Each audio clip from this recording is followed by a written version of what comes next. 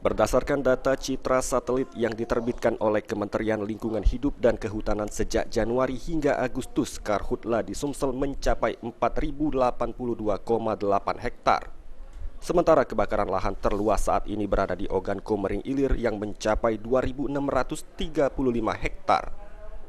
Terkait hal tersebut, Kepala Bidang Penanganan Kedaruratan Badan Penanggulangan Bencana Daerah BPBD Sumatera Selatan Ansori mengatakan, jika pada September 2023 ini luasan karhutla diperkirakan akan bertambah, lantaran saat ini sering terjadi kebakaran hutan dan lahan di wilayah Kabupaten Oki yang merupakan lahan gambut.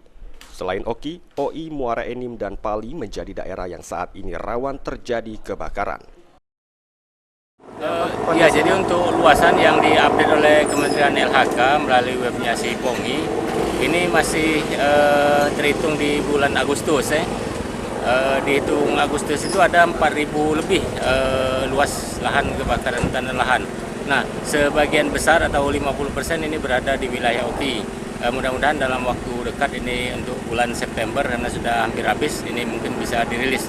Kemungkinan penambahan ini cukup besar mengingat luas kebakaran di Oki ini cukup luas, beberapa kabupaten, beberapa kecamatan, dan ini merupakan lahan gambut. Untuk daerah yang rawan terbakar Pak saat ini, daerah mana saja? Untuk daerah rawan kebakaran ini tentu di wilayah Oki sendiri, kemudian Ogan Ilir, Muara Enim, dan Pali. Nah, untuk wilayah Muba ini alhamdulillah sepertinya agak aman ya, karena cukup basah karena ada hujan beberapa waktu yang lalu.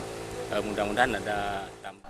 Ansori menambahkan terhitung pada tanggal 21 September kemarin, operasi teknologi modifikasi cuaca di wilayah Sumsel telah selesai dilakukan lantaran potensi awan hujan di wilayah Sumsel saat ini sudah sulit didapatkan. Eki Saputra, PAL TV.